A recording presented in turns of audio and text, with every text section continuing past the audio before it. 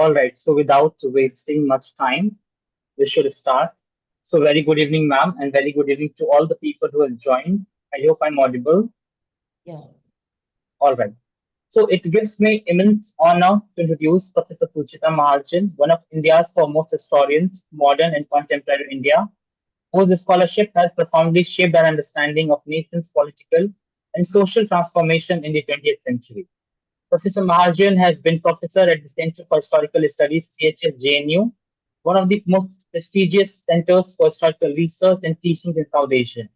Over the decade, she has established herself as a leading voice in modern Indian historiography, particularly in the field of Indian nationalism, decolonization, partition, and the making of independent India.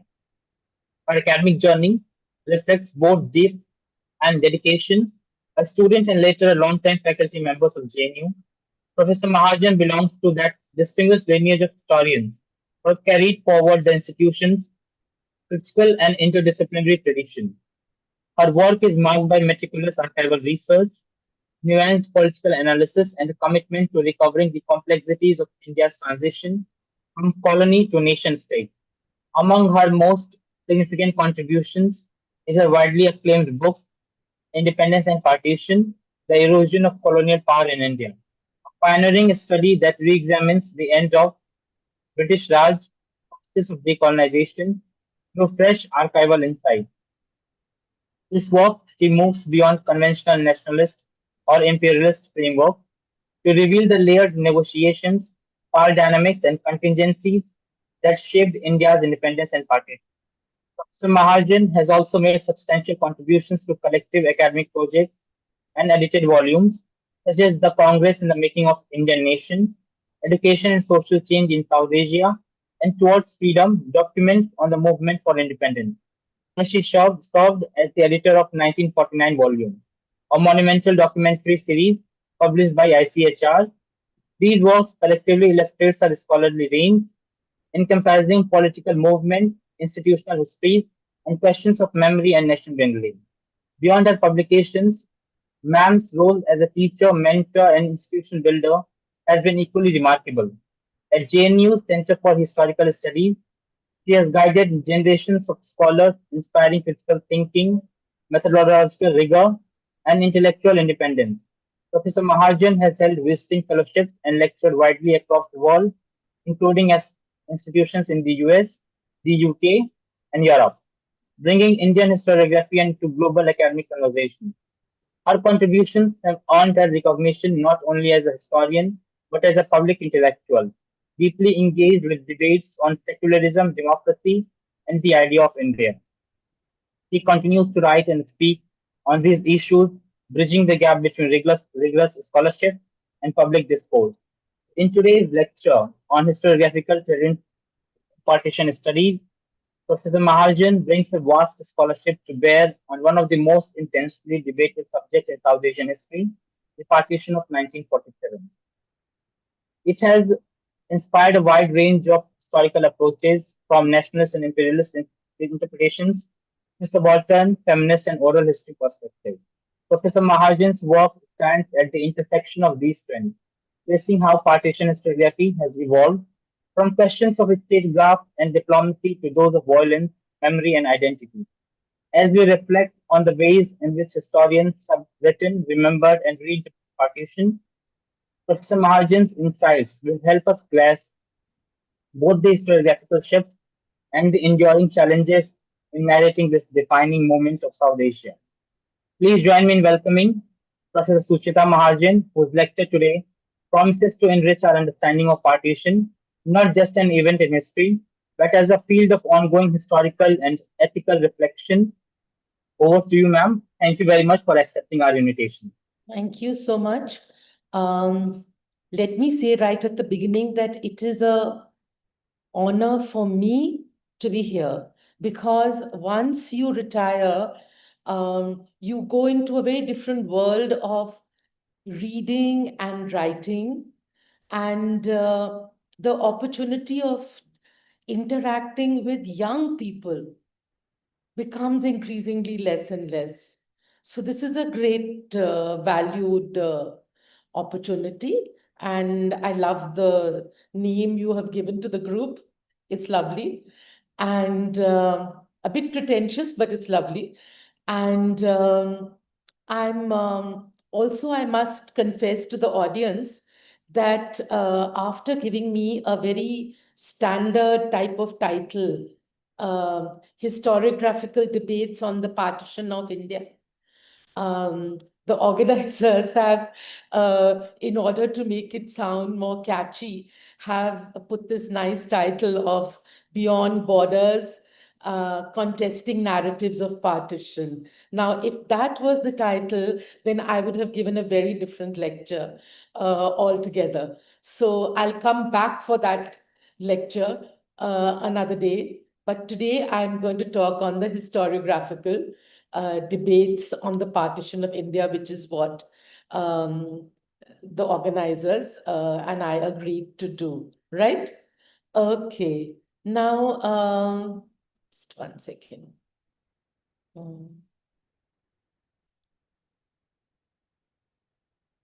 Yes. Now, we are at the 78th year of India becoming independent, right? The 156th anniversary of Gandhiji's birth, 77th anniversary of his death, 100th anniversary of the RSS. So very, very historic moment that we are poised at. Now, when I look around me and I want to look at what are the historical debates and which direction has historiography gone in, I find that all around me there is one subject, and that is partition studies. I look around hoping that there will be some works on independence among the many pathways to partition that I find. But no, the partition studies, whether it's to do with gender or caste or to do with communal violence, this preoccupation with the reality of partition seems to have eclipsed what is to my mind, the very important and revolutionary nature of that moment which marked the end of colonialism in 1947, namely independence. So I think that at this point in our history of contemporary India, the 78th year is, it's a year, it's a ripe old age. We should pause and take a look at how writings, not only on partition, but also on independence, have evolved in the last quarter century. Now, interestingly, 50 years ago, that is on the 50th anniversary, not 50 years ago, on the 50th anniversary of India's independence and partition, there was a round of stock taking. Ashish Nandi, our very insightful psychologist and public intellectual, had raised at that point a very important question. And that question was, why is there, he asked, an almost cultivated silence on partition? And he felt that we were immersed in the celebratory anthems of independence. This is not his phrase, someone else's, but that was what he pointed us to. When India turned 60, then again some important books came out. Yasmin Khan, The Great Partition, Wazira, Fazila, Yaqub Ali Zamindar, The Long Partition. And in the last quarter century, or even the last 2 decades, I would say, the books on partition have far outnumbered those on independence. I'm just drawing your attention to Gyanendra Pandey's book, Remembering Partition, came out in 2001. Then you had Nisid Hajari's book, Midnight's Furies, 2016, Niti Nair, and of course, there was the very useful reader by Gyanesh Kudesia and Tayong Tan on partition and post-colonial South Asia. I will examine some of these books later on. The idea is to just give you a peep into how prolific partition studies has become. Now, interestingly, public interest is also very evident. And here I'm not looking at books, but just pointing to you that if you look at online media, you'll see the 1947 Partition Archives based in Berkeley, the Partition Stories project at Harvard, a very important book by Jennifer Lenning and Shubhangi Bhatada came out as a result of this project. Very important book in many ways. And of course, you look in cinema, and I'm not talking about popular cinema here, but you have um, Gurinder Chadda's film Partition 1947, a kind of documentary film. And of course, I think in a very interesting way, the setting up of partition museums, first in Amritsar, Delhi, and now lastly in Kolkata. And you even have now portals. Some of them come out of Cambridge, they are virtual portals. They are about reuniting people across the board.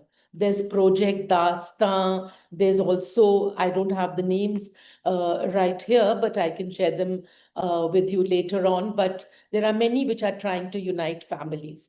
So we're not talking only about an archival reality, but we're talking about something which continues to be very active in popular memory.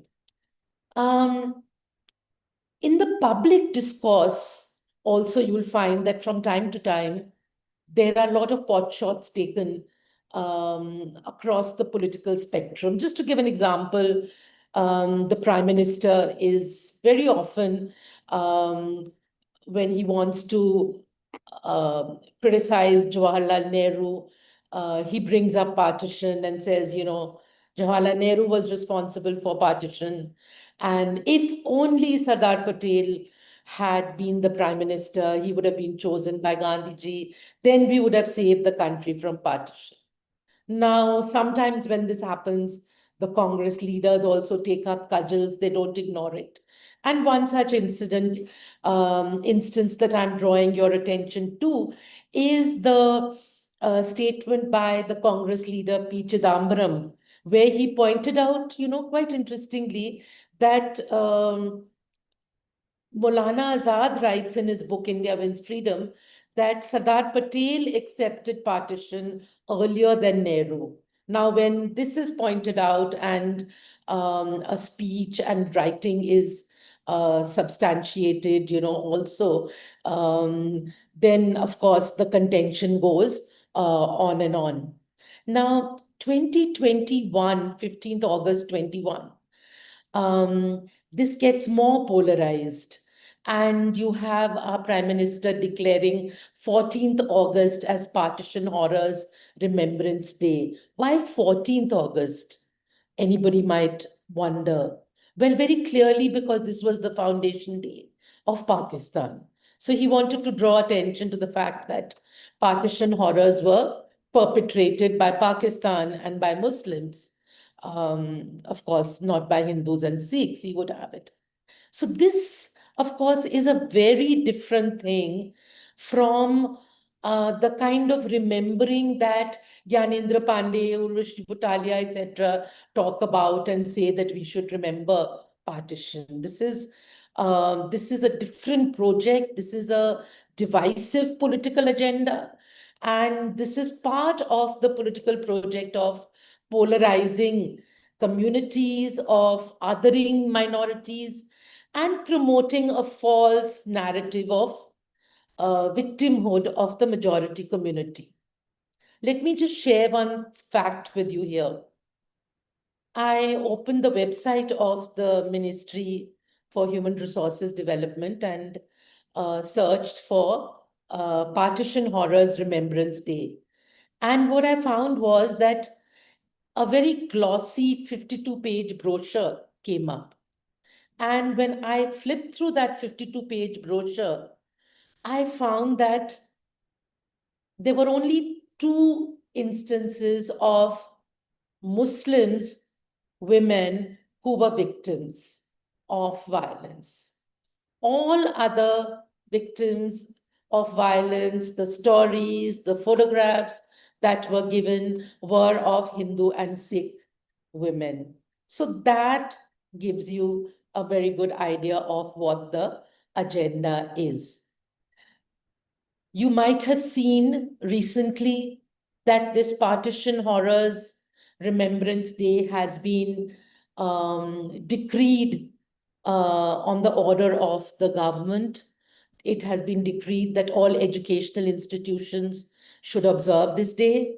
And recently, you would have seen in the newspapers and on social media how many of us historians have shown how the pamphlet, which the booklets which NCRT has brought out just last month on middle of August on this day, they brought out booklets on partition horrors. Ostensibly, these booklets are meant to help students in doing projects on partition. But actually, what it's doing is to present a history of partition and partition violence, which is a completely distorted one, where again, as I said, the government, shows up only the Muslims as perpetrators. And along with that, the opportunity is taken to point a finger that the blame for the partition is on lies on Nehru, on Congress. The British are interestingly, absolved. So you might take a look at this controversy and many of the debate, the positions that were taken, and many people wrote about it. Now, what I'm trying to say here is to go back to my first point is that we can't talk about partition without talking about independence. They're twins in a way. We could also call them two sides of a coin. And in fact, they could be said to reflect both the success and the failure of the government, of the movement, of the national movement. Success brought independence, and the failure, quote unquote, of the movement meant that we couldn't get independence for a united India. We had to settle for partition. The representation of the Muslim community in the national movement was not as widespread and adequate as it could have been for a more assertive demand for United India and seeing it through. Now, before I go into some of the writings on the subject, let me suggest where I come from, right? I begin with the issue in my book, which Aditya has referred to. And interestingly, I'm seeing this lecture today as a kind of curtain raiser on a new edition of the book, which should come out in this year. And certainly it should come out before India turns 80. So in this book, I begin with the central question of why the British decide to quit. And my broad answer is that we can't understand this issue by looking at 1947 only, as many people tend to. Mountbatten comes out, and then what happens? No. We have to understand it in the long years of mass struggle, especially the last decade of colonial rule. By 1945, 46, 1947, the only issue left was to whom power was to be transferred. Was it to a united India or a divided India? And how was this to happen? Do you have a constituent assembly? Do you have, a federal structure? Do you have a partitioned India? That was all that was left. Now, what's very clear is that by the time the Second World War was over, the national movement had established its hegemony over the Indian people. By this time, you find that even the INA movement, I don't mean what Subhash Bose started, but this was the movement for the release of INA prisoners and, not giving them punishment, etc., which reached a high in November 1945. This had reached sections of society and areas which were completely outside the nationalist pale. Just to give you an idea, even armed forces and civil services were now taking part in this movement, contributing money, not bothering about appearing in meetings in full uniform, fully realizing that they could be punished, etc. Now, this gave a very clear message to British officials that the authority of the colonial power had suffered an irreversible decline. And the only thing that could be done was to reconquer India, which is something that they just did not have the resources for, etc., etc. Now, um, this victory of the freedom struggle, this expansion and spread of hegemony, and their victory and the dilution of colonial hegemony um, had reached its ultimate point, the top end of the spiral. And the colonial state, in a way, had, as I said, now understood what the writing was on the wall.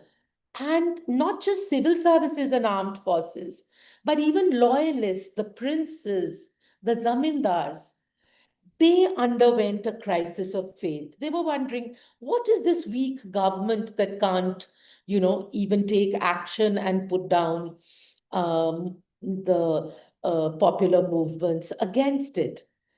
If you look at what the officials are writing, it's again very interesting. They were complaining to the powers that be that, look, please make up your mind about what policy you want to follow. Is it a policy of repression? We're willing to implement it. Is it a policy of conciliation? We're willing to implement it. But implement two opposite policy poles. This is extremely demoralizing. In 1942, there were many officials who refused to take action because they said, the moment the war will be over, then these guys whom we take action against, these Congresses, you will put them right back and they will be our heading the government in the provinces. They'll be our chief ministers, what were called prime ministers at that time, and we will be in the dock.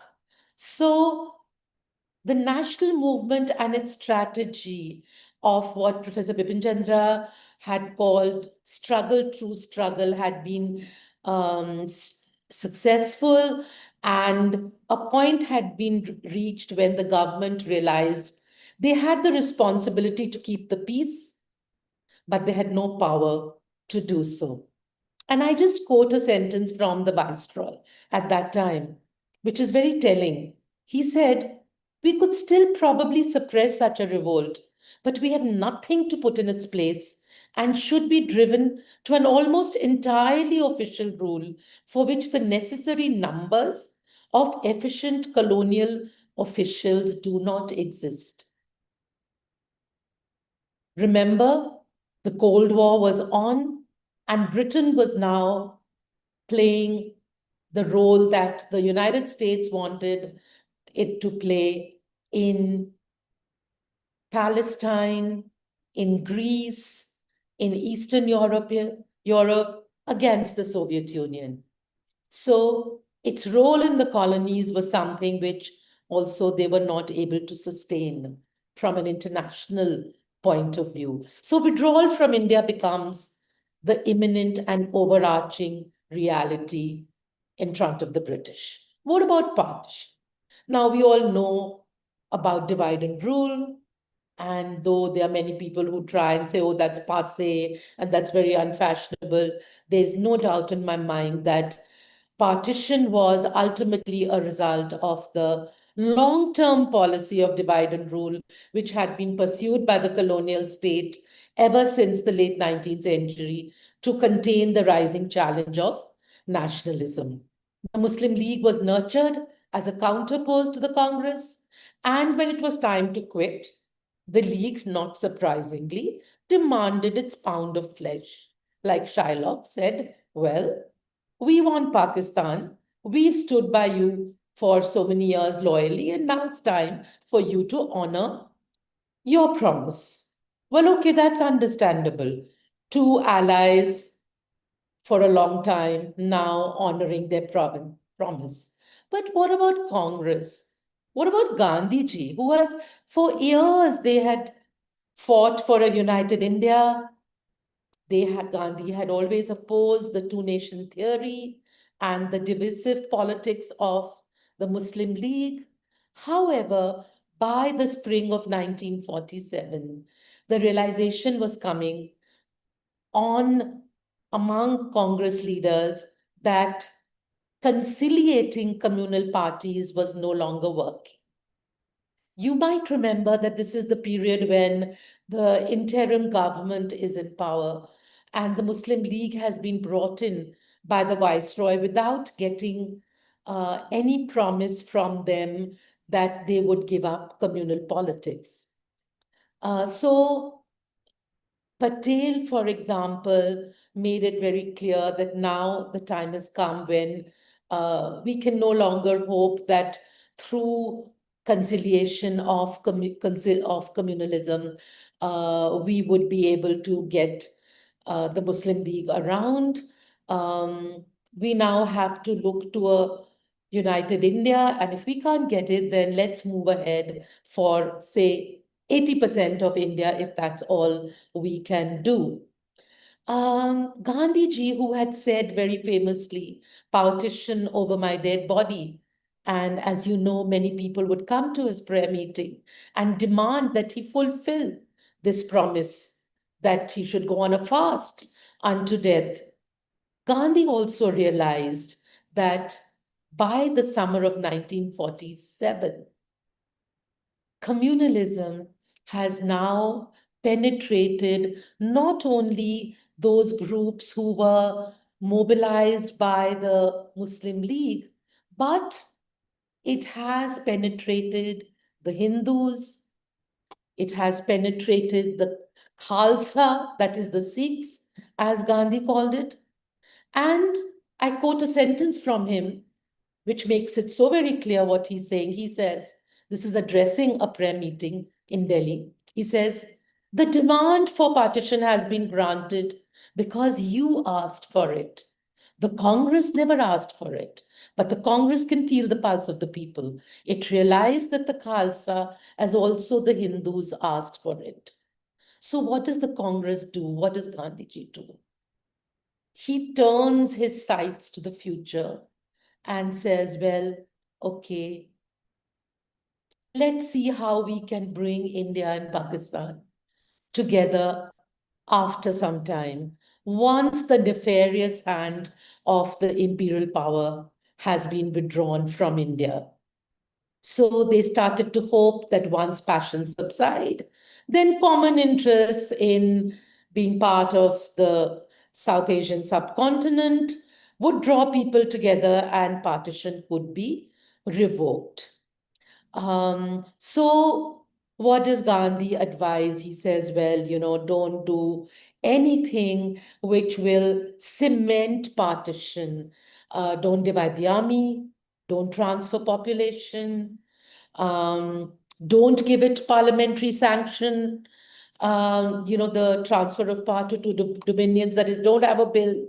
And through the months of June and July 1947, you find this tone in Gandhi's and Nehru's speeches, um, particularly in the AICC meeting of 14th and 15th June, the very important meeting where the Congress passes a resolution accepting partition. And again, I'm quoting Gandhi. Um, it's amazing how, for a believer in ahimsa, in nonviolence, Gandhi seems even willing to risk civil war. And there is this very famous statement of his, you might have come across it. He says, let British leave India to anarchy rather than as a cockpit between two organized armies. So anarchy might lead to peace, but certainly two organized armies will be terrible. So it's very fascinating how you find that even Congress and Gandhi come around to this position, etc. Now, about this period, I'm drawing in the historiography here. You find a lot of writings, whether it's by E.M.S. Nambudripad or whether it's by Suzanne and, sorry, the Rudolphs, where it is said that Gandhi accepted partition because he was helpless. His disciples, that is Nehru and Patel, it is alleged, were now hungry for power. They were now old. They had been in prison for long. They were tired and they lusted for power. And this is, I think, completely unsubstantiated. If at all, Nehru and Patel were talking about accepting partition, it was because they felt that the longer the British continued to be in India, the worse it would be. So far better to have an early transfer of power and have the Muslim League out of the picture, have the imperialist power out of the picture. Again, in a lot of the writing on the subject, including popular writing, I'm referring to Sandhya Chaudhary, I'm referring to, as I said earlier, even Bimal Prasad writing on Gandhi. Many people who have written saying that Gandhi was ignored. He was alienated in this period. He said, nobody listens to my voice. Now, if you look carefully at what he's saying in this period, and if you look carefully at what his relationship is with Nehru and Patel, you find that this is not the case at all. He's coming to Delhi, he's meeting the Viceroy. Yes, he's very much had gone off to Noakhali. He was very much in the villages of Bihar because he had his own understanding of how to control communal violence. But he was available to everybody and he was available in Delhi. And it is Gandhi's strong words in the meeting of the AICC on 14th June, where he says, you want to oppose Nehru and Patel? Fine, go ahead and do so. Even I will join you if you tell me who is going to come in their place, who is going to replace them. So it's his throwing his weight behind that very pragmatic decision for partition at this point that is crucial in the Congress and most of the Congress members voting for partition. So this is something that we must very much keep in mind.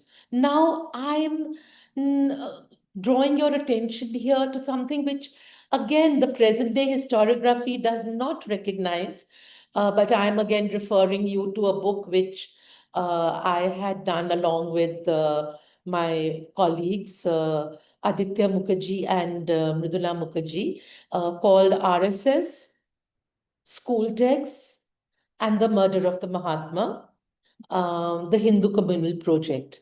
Now, again, a new edition, revised edition, is going to be out pretty soon in this 100th the centenary year of the RSS.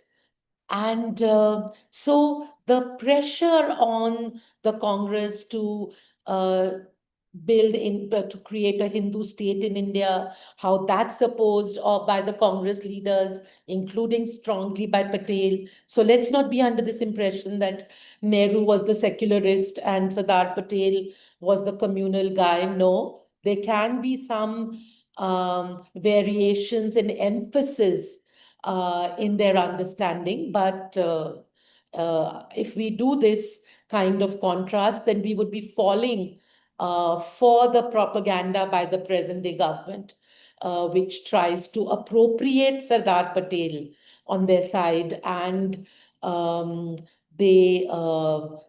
for them is a whipping boy, as you know, and Gandhiji, they just appropriate, certain elements from him. Poor Gandhi, reduced to be a sanitary inspector and then his glasses and the fact that he was, very much for hygiene, etc., and cleanliness, that is brought in, and he's made a kind of mascot for the government Swachhta Abhiyan. So we must not fall for this kind of thing. And as you know, the assassination of Gandhiji was a deadly blow to the nascent Indian state, a blow which was as big as uh, partition, if we were to take Nehru's words for this. And it was a embittered Hindu communalist who started out as an RSS worker, activist, and then later on became part of the Hindu Mahasabha, um, who was of the opinion that Gandhiji was appeasing Muslims, and Gandhiji would never let a Hindu Rashtra happen. And he pulled the trigger on him, dealing a blow to the nation, which was, as I said, as cruel a blow as that of partition. Now, moving to the historiography, let me take a look at the broad schools that we have. And one thing which strikes me very clearly is that there is a convergence, a striking convergence that emerges from Cambridge, the Cambridge School, the Subaltern Studies Collective, and a certain kind of Marxist historiography when it comes to their characterization of Indian nationalism, and specifically the developments that added up to the country's division. Now, if you want to get an idea about this convergence, please take a look at Perry Anderson's The Indian Ideology. Now, Perry Anderson is this very famous British Marxist historian who we have all read, his lineages of the absolutist state, passages from antiquity to feudalism. But this is a first work on India, more or less based on secondary sources. He has no access to Indian archives very clearly. It came out in 2013. And to our surprise, given his progressive credentials, it questioned very sharply the nationalist and anti-colonial credentials of the Congress. In fact, the book ends up being a critique of nationalism and secularism, or we can say a critique of secular nationalism. It combines this critique with a political invective against Nehru and the Congress, such as we find only in the social media, not in academic discussion. It's quite shocking, actually, and you must take a look at this book. Those of you who, the younger generation particularly, who haven't seen it as yet.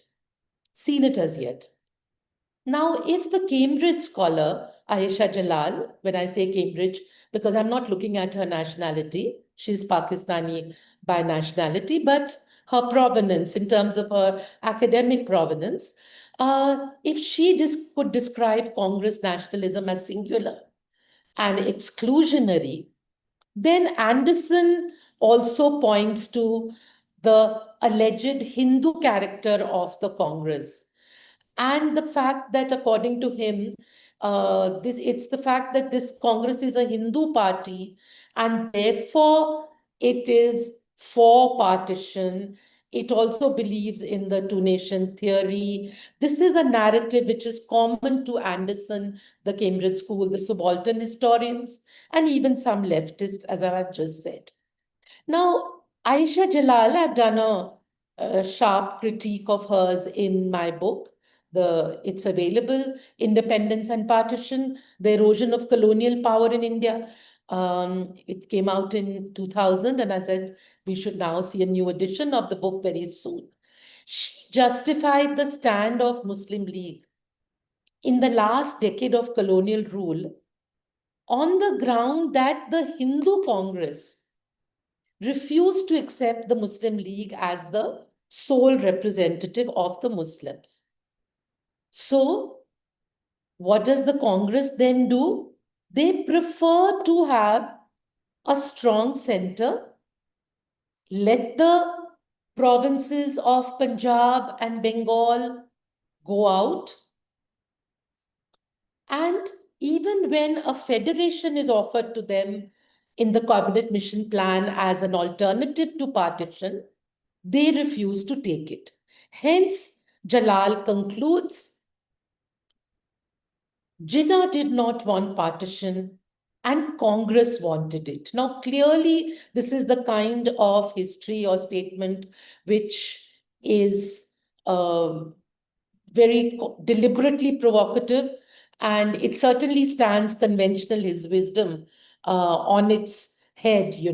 We obviously understand the communalists as wanting partition and the nationalists as wanting united India.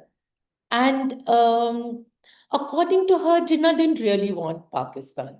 It was just a bargaining lever that he used to get a share of power at the center. However, when he did not get this power shared, when the Congress and Mahasabha refused to share this power, then, of course, there was nothing that he could do. A second argument that Jalal takes up, and here you will see what I've called an intellectual sleight of hand. She would have it that what's her proof for the fact that Congress wants partition? She says, look, they wanted partition of Bengal. They wanted the partition of Punjab. So what is she doing very cleverly? She's equating the partition of the country with the partition of the provinces.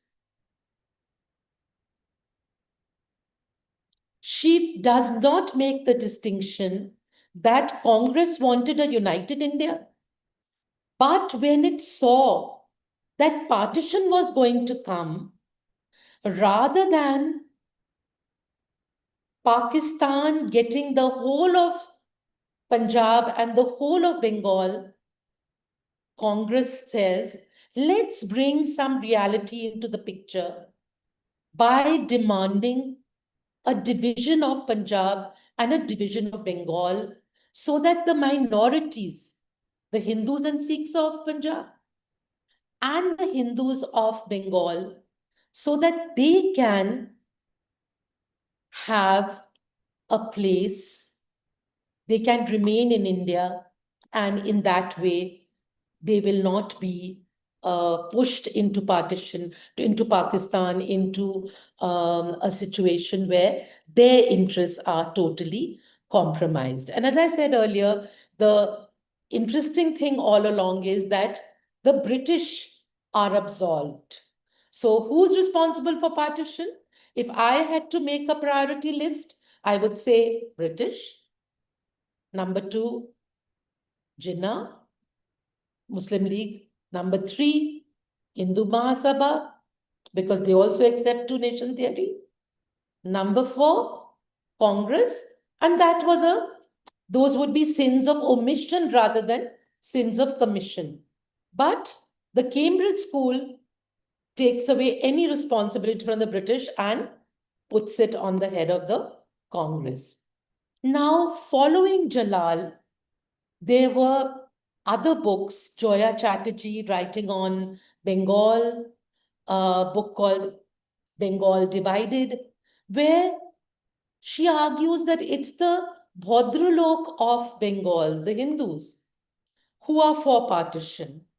She writes another book called The Spoils of Partition, where she argues that even the boundary line, etc., which was drawn, the districts which were um, claimed for West Bengal, and those which were allowed to go into East Bengal, how there was the interest of the Hindus in that.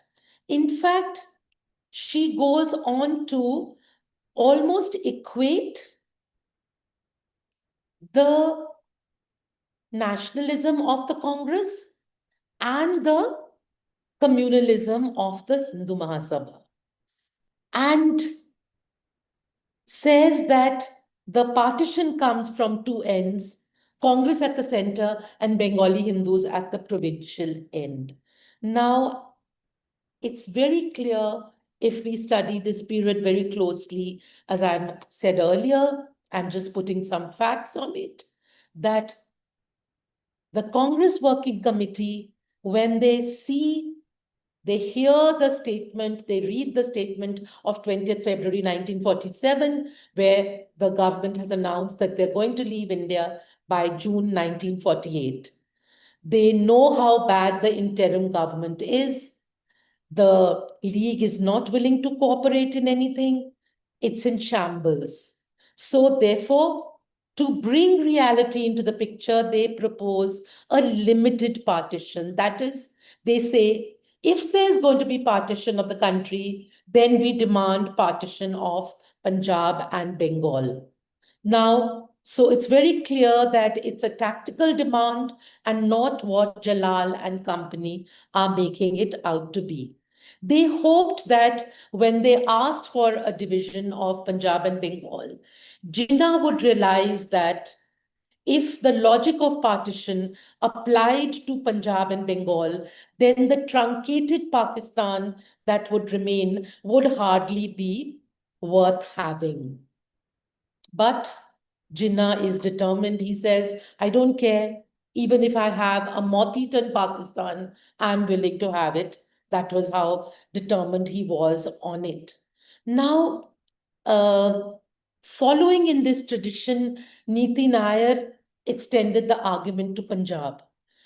In a book called Changing Homelands, she showed that the partition of Punjab was the handiwork of the Punjabi Hindus who worked in concert with the Congress High Command in order to achieve this. Now, this has been questioned by the scholars on Punjab, but I'm not going into that specificity right now. Going back to the broad convergence between subaltern, Cambridge, and a kind of Marxist tradition, Perry Anderson, for example. I say a kind of Marxist writing because Professor Irfan Habib, for example, or Professor Bipin Chandra, for example, both Marxist historians, they do not fall into this kind of category.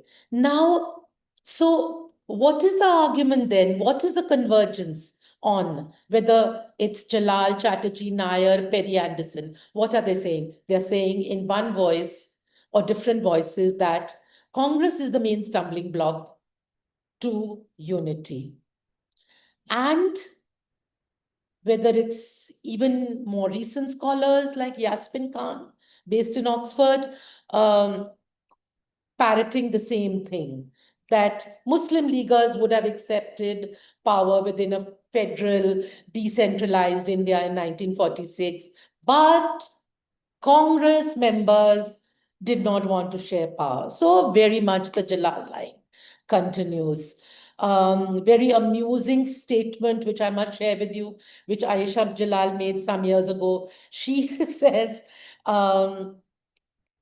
partition led to 60 years of the Nehruvian dynasty.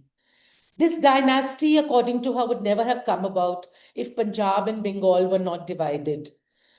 Then Uttar Pradesh would never have dominated Indian politics.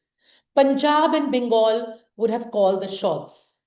Where would Nehru be in that case? I wish Gyanesh Kudesia or other scholars of the UP as the heartland would answer this question, a rhetorical question which Jalal is putting us. Very clearly, whether it's Anderson or it's Jalal, their writings are misrepresenting Nehru and the Congress on the issue of the cabinet mission plan. Now, I'm not going into the details, but Nehru did say at one point that we have not decided anything except that we are going to go into the Constituent Assembly. And the Muslim League very immediately, they picked on this to say, look, they won't go by what the British understanding of the mission plan is or interpretation. They don't mean business, and they withdrew their acceptance of the plan. However, if you examine the statements of Nehru, Gandhi, and others, Nehru is only saying what Gandhi had said.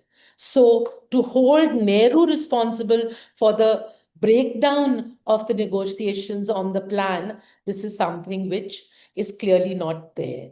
If anybody is responsible for the breakdown of the cabinet mission plan, it is the British themselves, who, if you read the terms of the cabinet mission plan, and if you read the negotiations, you will see how it was deliberate ambiguity which was characterized the assurances that the British negotiators, Cripps and Pethick Lawrence and Alexander and the Viceroy were carrying out. They would say one thing to the Congress and they would say another thing to the Muslim League. To the Muslim League, they would say, this is going to lead to Pakistan. It'll be better than Pakistan. To the Congress, they would say the cabinet mission plan will bury the partition forever and ever. So it's, it's their ambiguity which is very much responsible for this. Right. Now, very shockingly I'm moving on. I'm not talking now about other aspects of the convergence between Marxist and subaltern and Cambridge. But I'm coming to something which is more specific to the post-colonial critique of the nation, which is something which is very much a feature of the subaltern writing. Let me give you an example. Gyanendra Pandey in many a place has said that these are not binaries. Nationalism and communalism, these are not binaries. In fact, he says that the nationalism of Congress leaders, he describes it as communalism. And for this, he is willing to even misrepresent the actions or ignore the secular actions of somebody like Jawaharlal Nehru, who was willing to risk his life to protect the lives of Muslim victims in the riots, whether it was in Hapur or Meerut or Garmukteshwar or even in Delhi. And here, there are so many accounts now of September 1947 in Delhi when there was almost a coup against the government, and the RSS and the groups were behind it, and so were some of the Sikh communal states, the Punjab and the Patiala, Nabha, etc. And this is quite fashionable, this equating of communalism and nationalism today. You'll find in many of the post-colonial writings. But I feel that this is something that the difference between secular nationalism and communalism is something which is very important for us to maintain. And you'll find that even it's done at a party level also. That is, it's not just done theoretically. communalism and nationalism, but it's also done practically by, you'll find that there's a kind of view which posits that there's nothing very different between the BJP and the Congress, right? One is stridently communal, but the other is also quite communal, right? Now, that's again a big problem. So, clearly, this characterization of the Congress, whether it's Gandhiji's politics or it's the politics of the Indian state post-independence, I'm shocked that Perry Anderson uh, buys the whole story of Somnath, that the government was, he says, was building with much pomp the famous Hindu temple, and that they installed idols in the mosque at Ayodhya. However, if you look at historical records on Somnath, Professor Thapar has written a whole book on this, on the myth of Somnath and the whole, thing.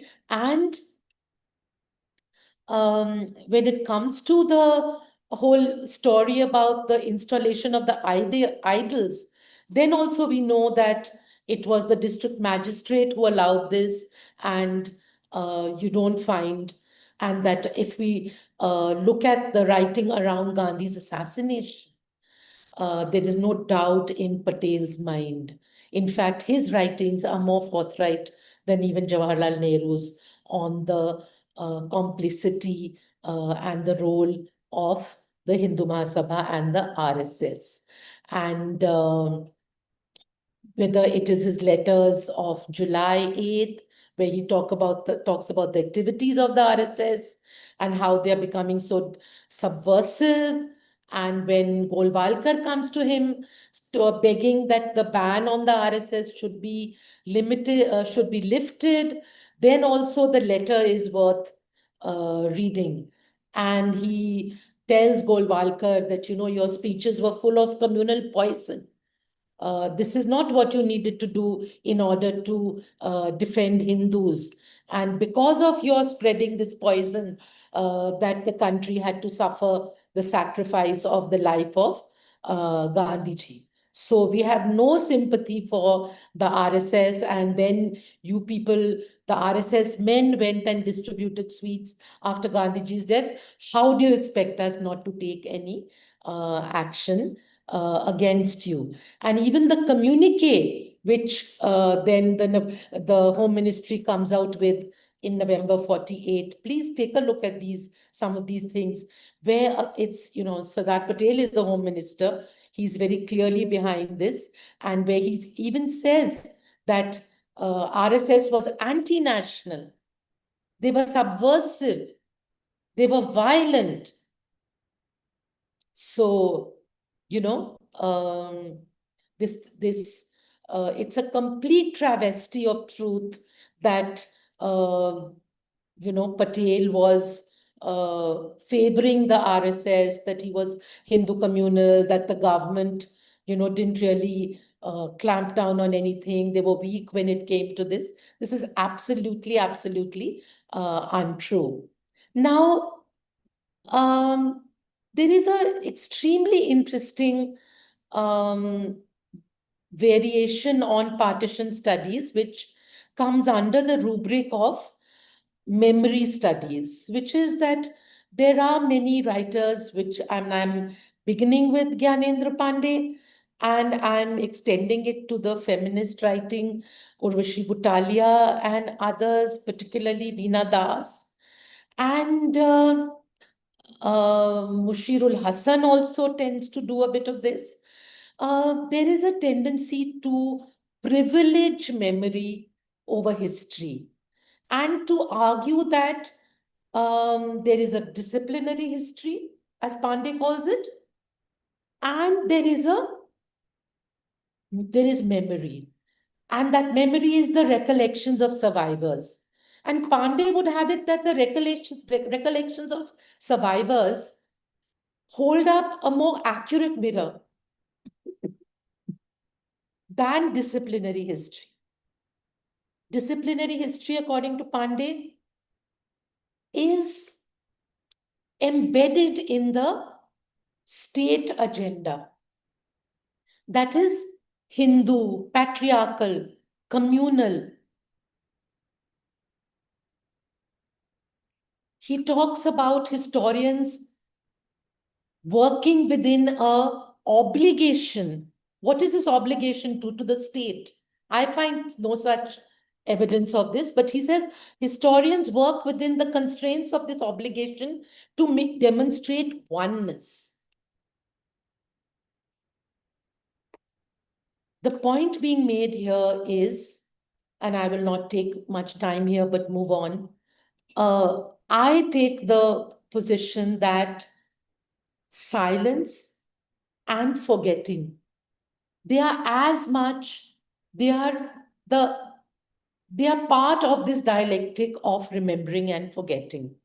So even if we are taking the model of the Holocaust, which is a model which is adopted by Pandey and referred to by Urvashi and others, we must remember that today we have the Shoah, today we have the huge archives, but in the beginning, there was a long period of silence about it.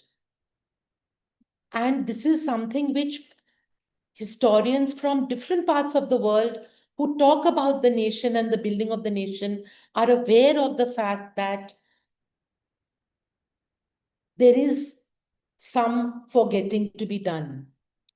In any case, I think the Holocaust is not a good model to understand the history of India's partition. And I have in the revised new introduction, I have written to the new edition of my book, Independence and Partition, which will be published soon.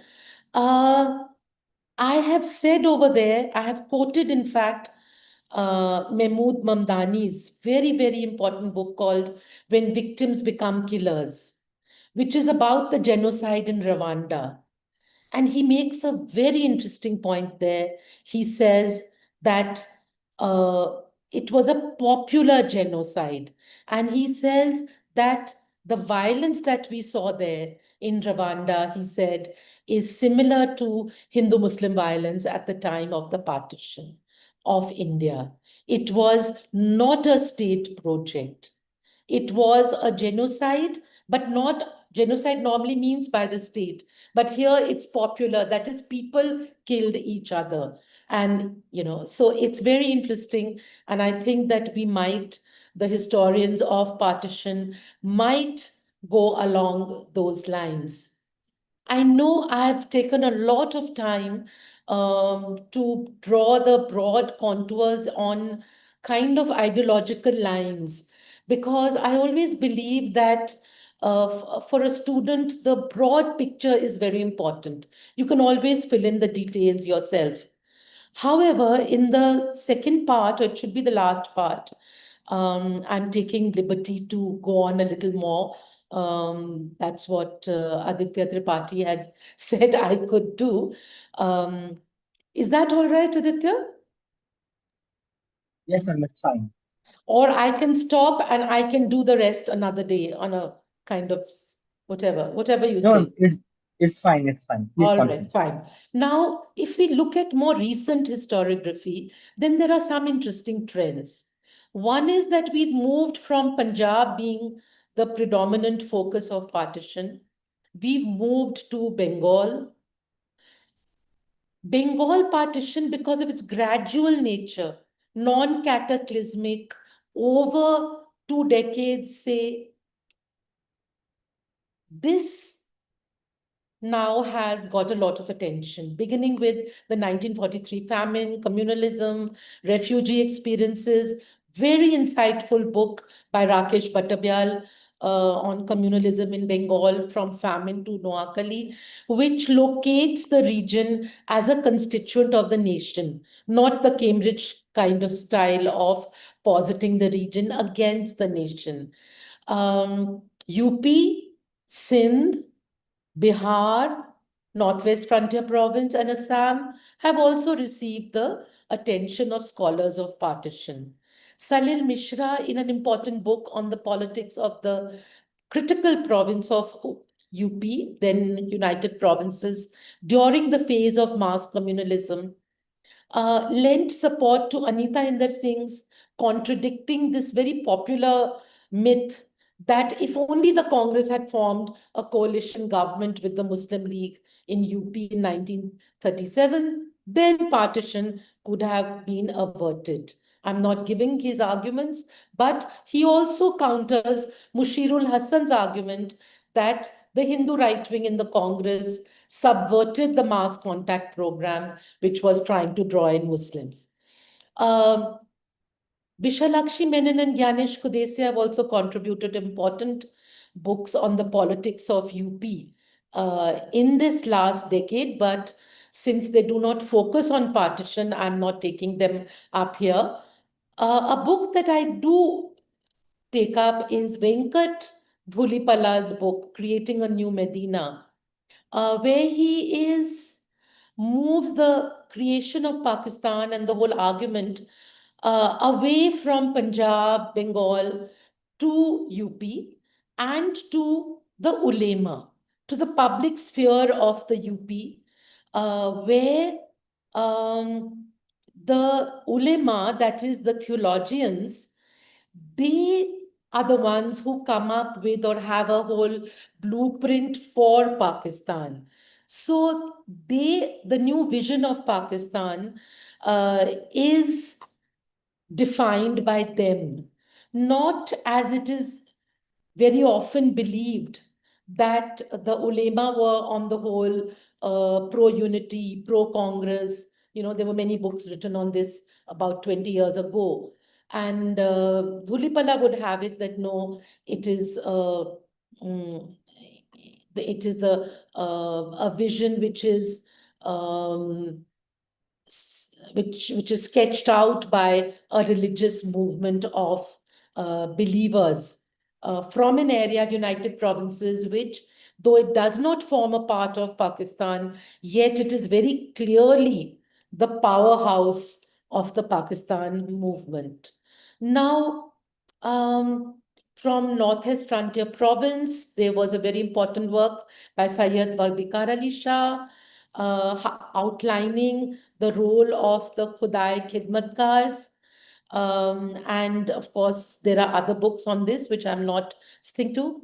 I want to take you to beyond the causes of partition to what I'm calling the long aftermath.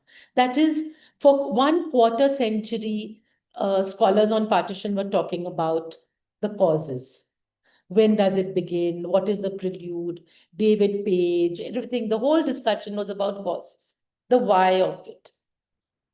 But about 2 decades ago, from, I would say, the pioneering work of Tayong Tan and Gyanesh Kudesia, the aftermath of partition in South Asia, where they focused on resettlement and refugee experiences.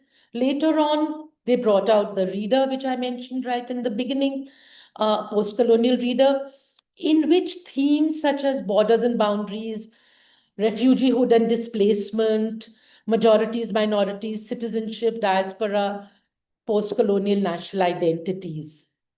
These are the themes, important themes taken up. And this reader I see as an important example of the changing trends in historiography. There's very little on causes, on the why of it and the politics of it, and a lot more on people and on the aftermath. In this tradition is Zamindar's book, The Long Partition. So she discusses, for example, the migrations and the introduction of passports, documents marking citizenship, etc., how those constitute the constitution of citizenship and the definition of nationhood in this part of the world. From Sindh, we have Sara Ansari's very important work, Life After Partition, where the conflict between the Sindhis and the Mohajirs, which became very acute, as you know, in the 90s, and the formation of MQM, etc., the Mutahida Qaumi movement. But this is the early period that she's talking about. And taking off from there, Rita Kothari, who is, of course, from literature, but she gives us a very fine book, The Burden of Refuge. And now there are other books on Sindh. Papia Ghosh drew attention to the plight of the Bihari Muslims who never really settled after migration to Bengal in 1946-47. They were always seen as Urdu speaking outsiders. And very tragically and ironically, when Bangladesh is created in 1971, they are once again homeless and forced to go into camps and even live on boats, etc., sent off to Karachi and other places. Joya Chatterjee, I've already talked about her second book, The Spoils of Partition, which takes up the themes of borders, rehabilitation, and displacement in the 2 decades following independence. Now, the work on refugees has been fertilized greatly by the use of oral history. Whether it's Ravinder Kaur's book on Delhi, with its focus on Dalits among the migrants, taking a look at class inequalities, etc., or whether it is looking at gender, where, as I said earlier on, Urvashi Butalia, in the other side of silence, or it's Menon and Bhasin in their book on, borders and boundaries. Now, these are all very fine writings. The problem only with these is that they tend to build a picture of the Congress Party and the Indian nation state in its early years as one which were as being communal and patriarchal. And the evidence they give is that they tried to bring back the Hindu girls who were abducted and married forcefully. And I've tried to argue that if we look at the writings and the memoirs of the social workers of that period, Rameshwari Nehru, Mridula Sarabhai, Kamla Patel, Anis Kidwai, then we get a more complex picture. This idea that the nation state was communal and patriarchal, being based primarily on the issue that how they tried to bring out Hindu girls, abducted girls, is a bit too simplistic. I think we need to question it. When it comes to caste, you'll find that caste as a variable is now found its place. And Bengal, there's a lot of writing. Shekhar Bandyopadhyay had been writing about this for a very long time, but now he's examined in more recent years the period around the partition and the relationship between Dalit politics and transfer of power. Dwapayan Sen, in his book, The Decline of the Caste Question, takes up Jogendranath Mandal, from Bengal, and tries to see how and why Dalit politics gets eventually defeated in Bengal. Ranjana Das, who's I'm very proud that she's my student, she has focused on the Namashudras, a dominant scheduled caste community, and shows how the partition of Bengal results in their marginalization as they are forced into India, and you find that they are pushed into the vortex of communal politics. So caste politics gets eclipsed, but still they continue to be, caste continues to be important as a form of identity. From United Provinces, from Punjab, Ram Narayan Rawat, Ronki Ram, Akansha Kumar, again, my student, has done wonderful work on the Dalit refugee experience in post-partition Punjab and Bengal. Last but not least, I wanted to draw your attention to the writing, which is now been there for about a decade or so, and I think is very important, which is the trend in historical writing towards a comparative, transnational, and global approach to decolonization. So, where Palestine and India, their partitions, for example, are traced back to earlier colonies such as Ireland. So what comes across very clearly then is that there is an imperial perspective in which colonies were divided along lines of religion.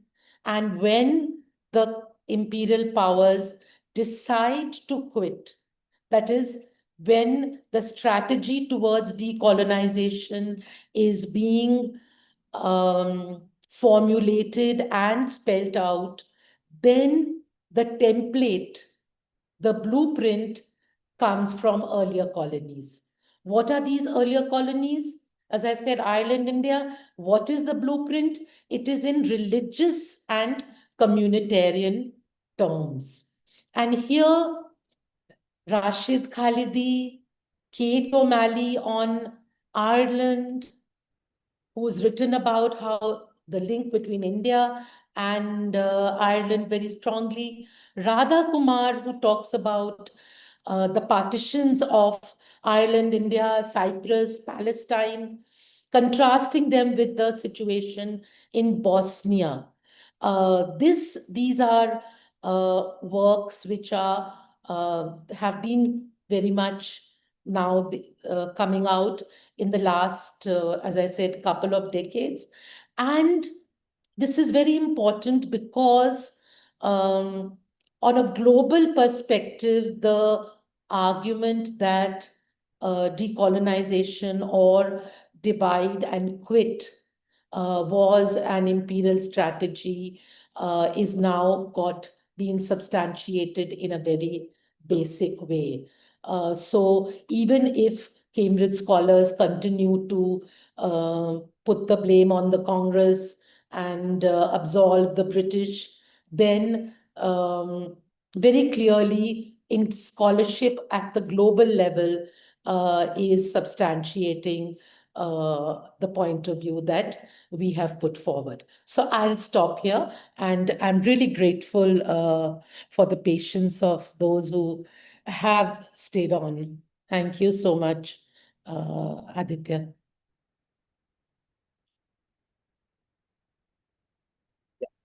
So thank you very much, ma'am, for this insightful and detailed lecture. I hope the audience has enjoyed. Now I'm opening the floor for comments, questions, and suggestions.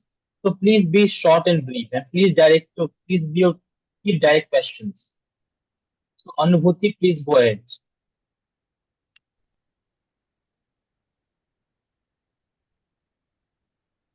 You're not audible.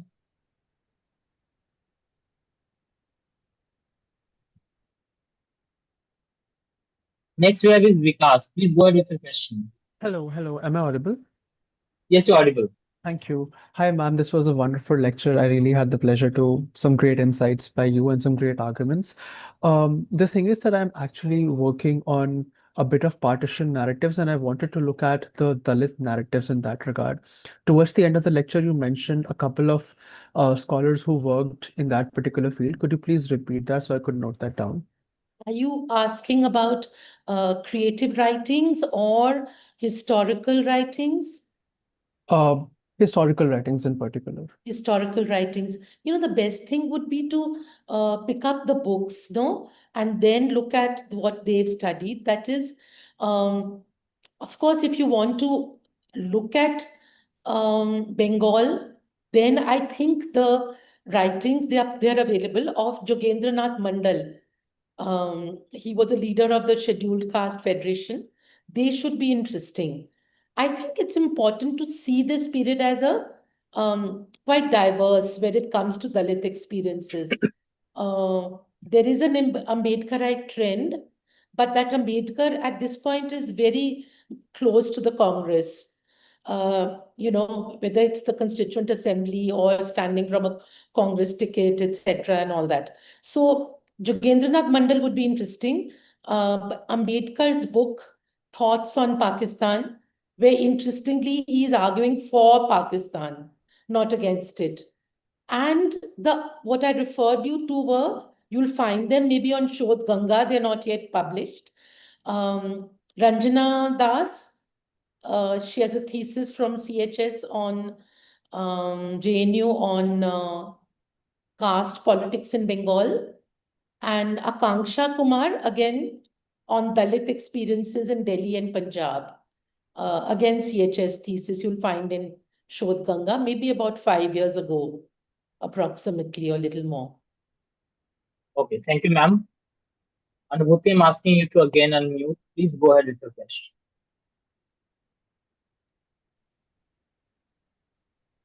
Yes.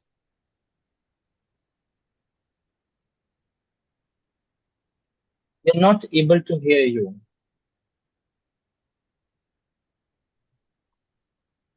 All right. Next we have is Sunita. Please go ahead with your question, ma'am.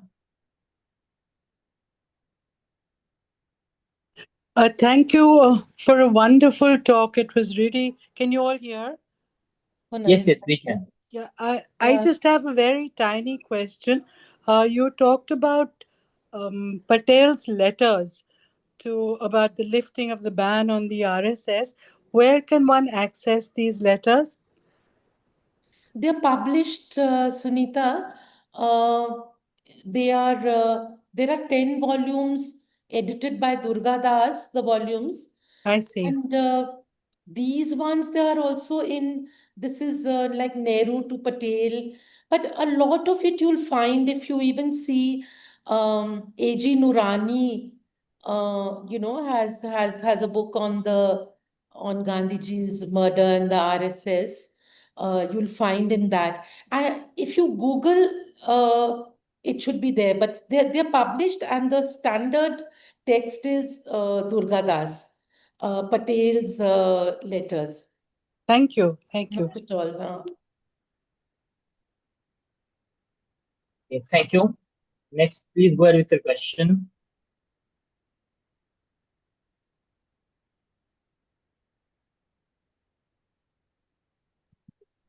Yes, Shriru, you can.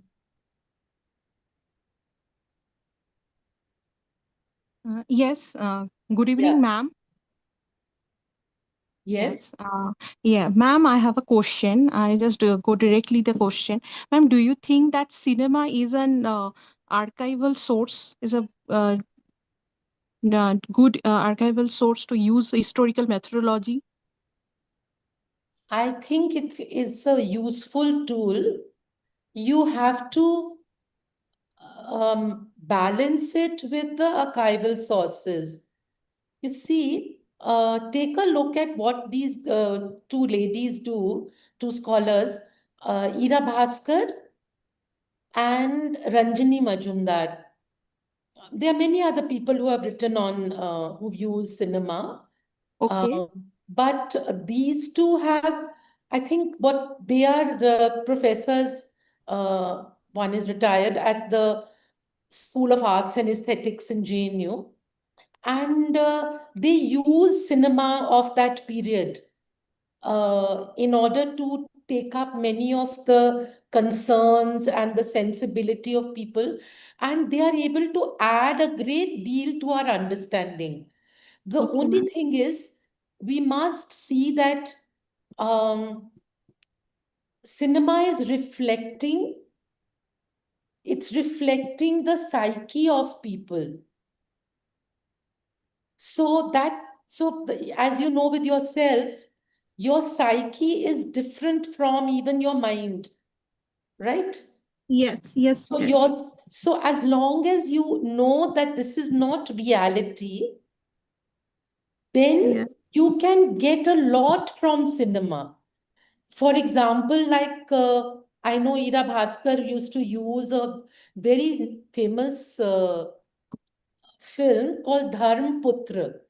Dharmputra, yes, ma'am. Yeah, which came out much later, maybe 1958 or something. Yes, yes, But showing what a divided family, Hindu, Muslim yes. family, etc. So I wouldn't take it. I wouldn't take, supposing there's a film by Gurinder Chadha called Partition 1947 Yeah. or All the Viceroy's Men, I won't get my facts from there, right? Right. Obviously. But as a reflection of the psyche of people, because literature has a way of reflecting the soul, as it were, which historians can't do. But we now, with our practice of oral history, or what you can call memory studies, Yes. you can turn to that and you balance that, read that, and also read what is there in the what are the leaders saying. Say if you read an account of Gandhiji in Noakhali, from, so we have to balance everything, but it is certainly a very important resource. I wouldn't, as I said, it in done sensitively and carefully, I think it's of extreme importance. Yes. Yes. Thank you, ma'am. Thank you, ma'am. Next we have is Ankur Majumdar. Please go ahead with your question.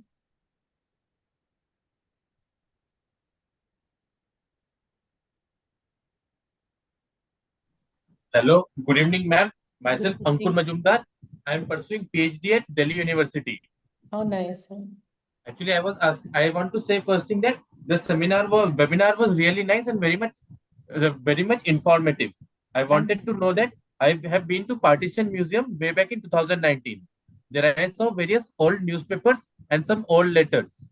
That how, like I was saying, that how will it play important role for the researchers, like old newspaper and archival, those who want to do research on partition in future. For that, you have to go to the library. You have to go to the archives, National Yes, Archives, Delhi Archives, yes, Teen Murti Library. They will give you the old newspapers. You know, yes, they are filmmakers yes, and writers. When I used to yes, do research in Nehru Museum, the person who sat on the next table was Vikram Seth. He was doing research. He was reading Times of India for like, I don't know how many years he read. And you find that section in Suitable Boy. When I read the book Suitable Boy, and of course, film, of course, doesn't take up so much. But in the Suitable Boy, that nobody has done such a wonderful job of documenting uh, the impact of land reforms in India, the abolition of zamindari, how it breaks up that society. Rahi Masoom Raza in a Hindi book, Adha Gaon, he had pointed to it that for the Muslims of UP, first came partition, then comes people moving to Pakistan, that is a blow, and then the abolition of zamindari. So, whether it is a researcher or a filmmaker or a historian student, what is your topic for PhD?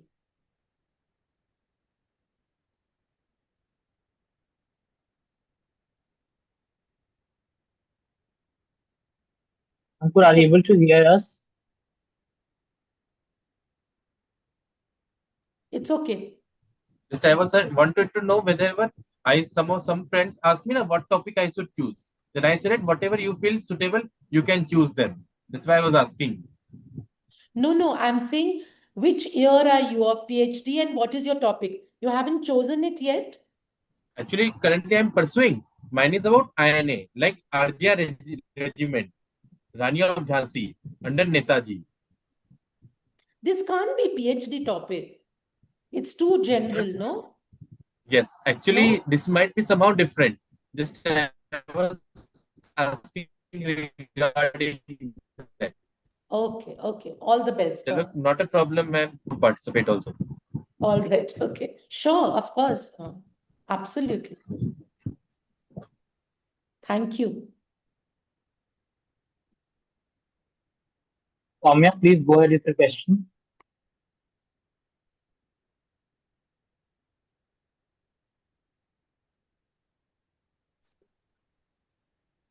Hello, am I audible to everybody? Yeah. Yes, yes. Good evening.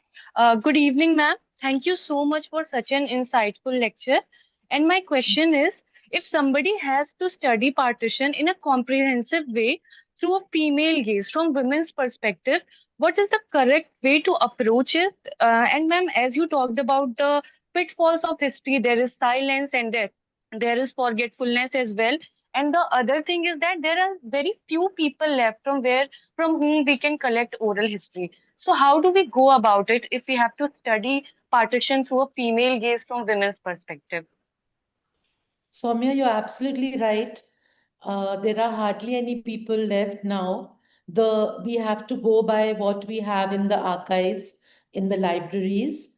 So you can start with the memoirs of the people who lived through that time and their private papers. So if you're interested in women's gaze, you can begin with there's a book called Azadi Ki Chhaaw Mein. It's called Yes, In ma'am. Freedom's Shade by Anis Kidwai, translated by Ayesha Kidwai into English. You can read that. It's easily available. There is a book by Kamla Patel. She was a social worker also at that time. Anis Kidwai was a social worker. They are people who were heading the um, Rehabilitation program, ma'am. Yes, ma'am. organizations for recovery of women and all. So the papers, private papers of Rameshwari Nehru and private papers of Mridula Sarabhai are available in Nehru Memorial Museum and Library in Teen Murti House. So you begin with these because they are people for that time. You can watch some films. You can watch, for example, Khamosh Pani. You can watch Pinjar. You get an idea of what is what are the issues before women. Is it only to do with marriage? Is it only to do with forced marriages and abductions, or are there some other do they also how does partition impact them?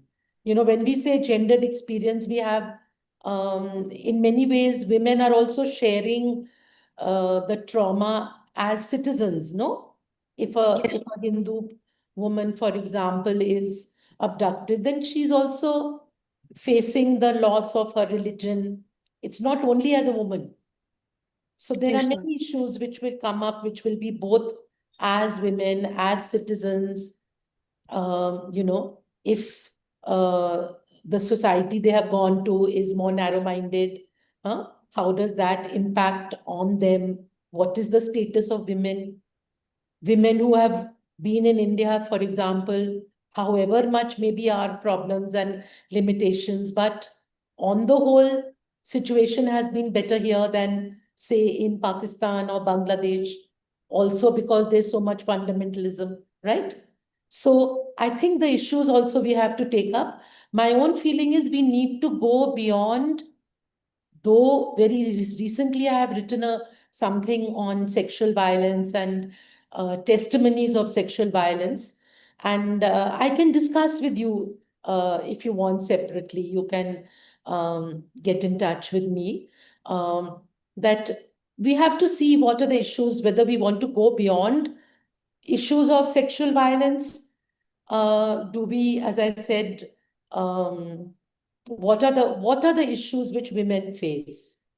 I think this is something that we must keep in mind, because when I see the Holocaust literature, there's not that much distinction which is being made between men and women. Though, of course, the sexual assault part was not so strong. It was annihilation or extermination was more generalized. But begin with this. All right. Thank you, ma'am. Next, we have is Anubhuti. She couldn't speak up due to Sorry. some technical issues. So I'm reading out her question to you, ma'am. While partition historiography has expanded to include gender, class, and memory, Adivasi perspectives remain a crucial missing piece.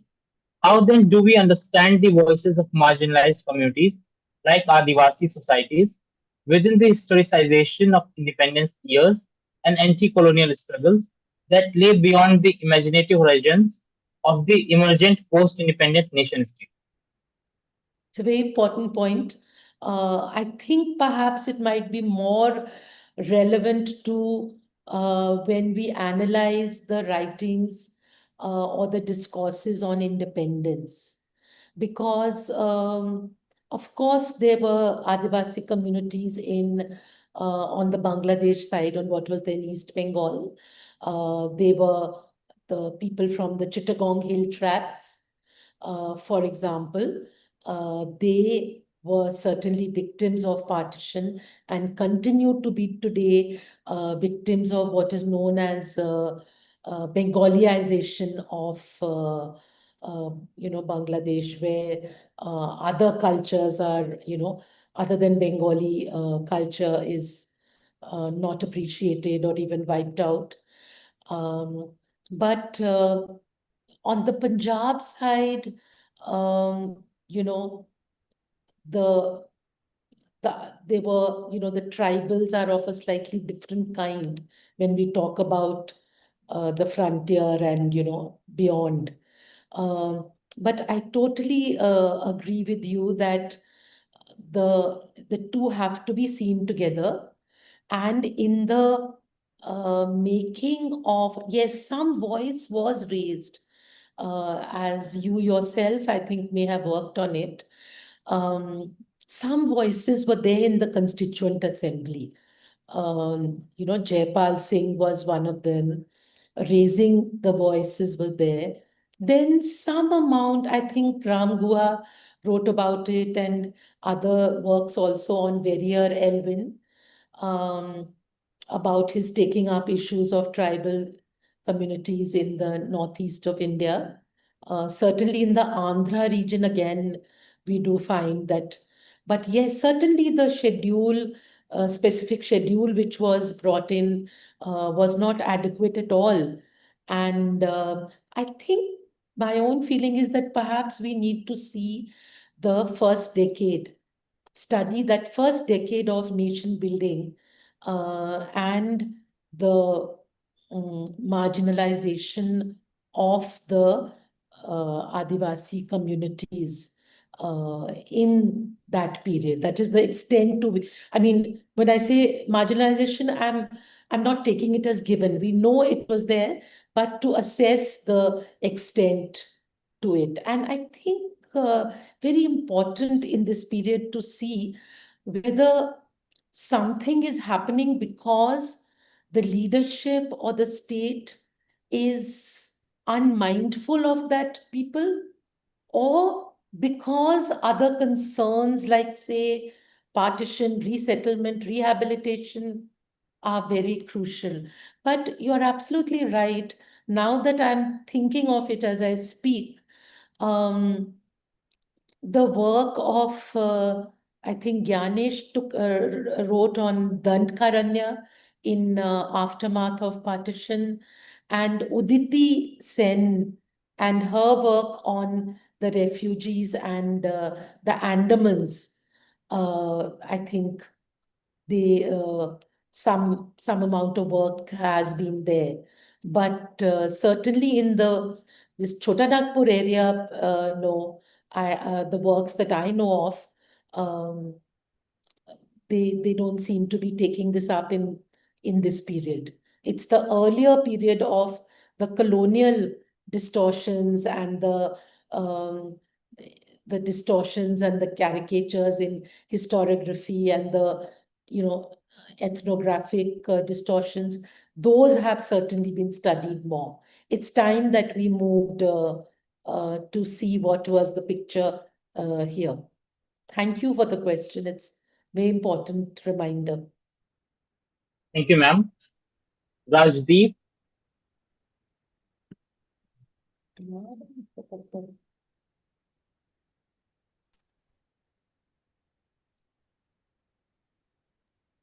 Hello, ma'am. Am I Yeah, audible? yeah. Yes, yes. Yeah, ma'am. First of all, thank you very much for the lecture. It was really insightful. I just had a kind of thought or a question, which is that, don't you think, and I think you referred to it once, that we tend to see the Congress and also the Muslim League as a very, particularly the Congress as very monolithic, Hmm.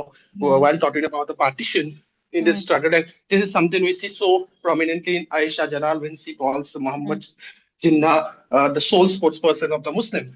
So Hmm.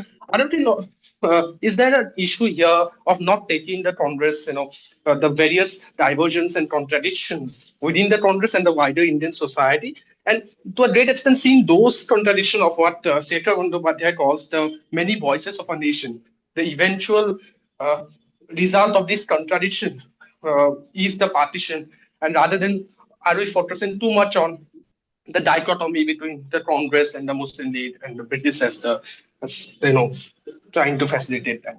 Thank you, ma'am. Very important point. It's just that when it comes to big questions, I remember once my supervisor, research supervisor, Professor S. Gopal, who's a great authority on Nehru and on his, Congress and that period, uh, said to me, why are you, want to look at this, study this period, on independence, partition, British. Already there is so much written on it. Why don't you go and find a tribe somewhere and look at it? I mean, that was, of course, sort of kind of non-serious. But what I'm trying to say is that, yes, it's precisely because of the complexity of um, and the variations within the parties that what makes it very interesting. However, and this is a big however, when it comes to the clinch, that is, you reach a certain moment, say summer of 1947, and whatever the variations, socialist in the Congress, right wing in the Congress, Gandhiji, Nehru, Maulana Azad, the issue before them is one of, do we accept the partition award? Do we accept the 3rd June plan? Do we not?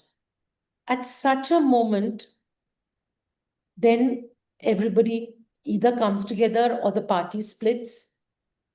But you have to come together in terms of, there's a drawing together of opinion because decisions have to be taken. Similarly, with the Muslim League. The Muslim League was the most ramshackle political organization that was known in colonial India. They had hardly any organization, and in fact, one of the major arguments put forward by scholars of the post-independent Pakistani state, the argument that is given for why it fell prey to the military, why it became a garrison state, why did it become a military state? The reason given is that there was no party to keep it together. There was no backbone. Every state has to have an institution. So there was no party. As I said, it was a ramshackle I mean, just group of people who had got on board. The peers got on board for their own reasons. The landlords got on board for their own reasons. And then in the end, a lot of people who were in the Congress and other parties also got on board because they had to be in Pakistan. So it is, I would say, a accident that, or it's part of the logic of the history of the decision of partition that we end up it's a moment where different groups by necessity come together to speak in a certain voice, in a voice at least for a little while, and then of course they're back to different positions. I mean, it would surprise you to know that even Lohia who is so anti-Nehru later on, is talking about when there's a debate going on in the Congress about, should Congress continue after independence to be the party it is? Should it be a Lok Seva Sangh? Should it be this? Should it be that? And should it dissolve? And Lohia is one of those people who says very strongly, it's Congress party must stay as it is in order to provide a backbone to the state. Lohia. So your point is very well taken, and I hope you take my point about that there are certain moments at which then, when things fall together, then that also happens. And we may be looking at such a moment where we obscure the variation a bit. Thank you, ma'am. Muzaffar, you please go ahead. And this will be the last question. Now we won't be taking any further questions. Sure.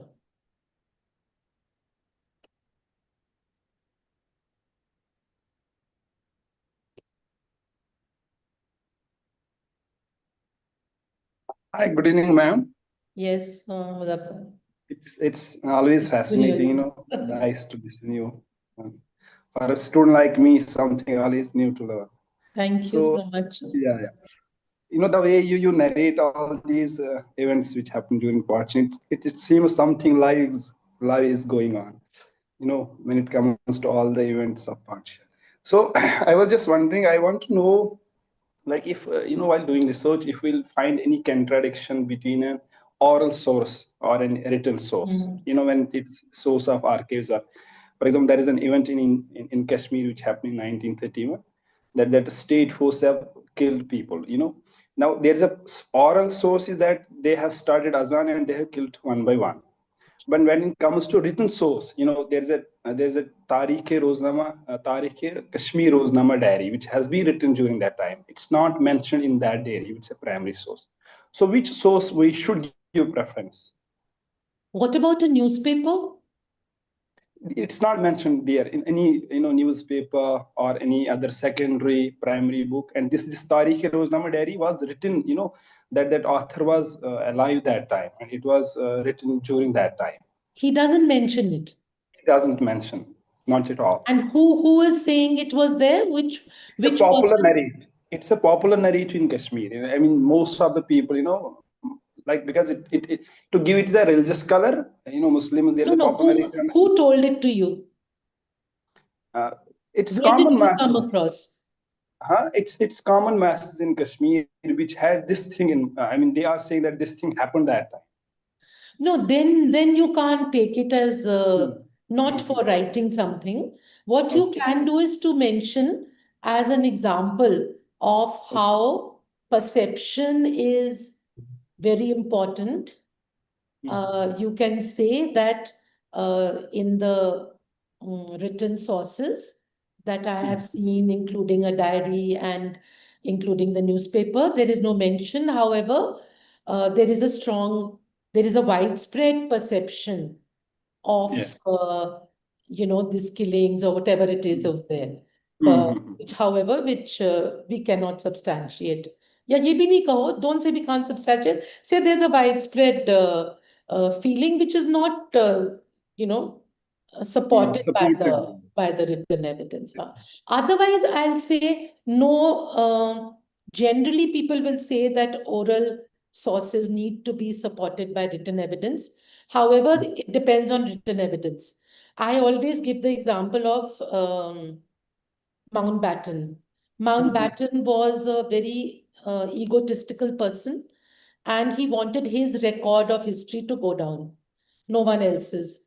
So he did not allow any person to come into the room when he was talking to the leaders. And after the interview was over, he will call his secretary and he will dictate something. And he'll say, Jinnah was such a megalomaniac. The man doesn't know this. Whatever, whatever this thing. That is taken as the official record of the meeting. It is published by His Majesty's Stationery Office in Transfer of Power volume. Okay. There Yes, cannot be something more authentic than that. But according to me, it is completely distorted record because it is his post facto, he has come and done this. Mhm. And we know from later on books written by Lapierre and Collins, Freedom at Midnight. He has given interviews to them where he has made up the history of India, where he says, I was called, I was told, you go there, you will be the last viceroy, you choose the date, you do this, you do that, as if everything was done by him. So Mhm. Mountbatten cannot be relied on. So we have to, it depends on which written source and this thing. Even this thing is like popular with the Sheikh Abdullah's autobiography, Atsh Chinar. Because Uh-huh. again, it was written by Muhammad Yusuf Tang, and it has been said that Sheikh Abdullah was only, dictating him or whatever, Uh-huh. and he write accordingly that. Maulana Azad's biography was dictated to Humayun Kabir. And people are saying, how could it have been so critical of Nehru in that period? They were such good friends. So, does it things change later or what? Very difficult to say. We have to just cross check with other things. So we are done with the Thank you. Q&A session. Thank you very much, ma'am, for this Thank insightful you. lecture, and also pointing out the role of the Hindu fundamentalist, that too in the 100th year of RSS, which recently RSS has been of 100 year. So really grateful to all the people who have joined, and really grateful to ma'am for taking out time for younger people like me. So thank you very much. It's a pleasure. And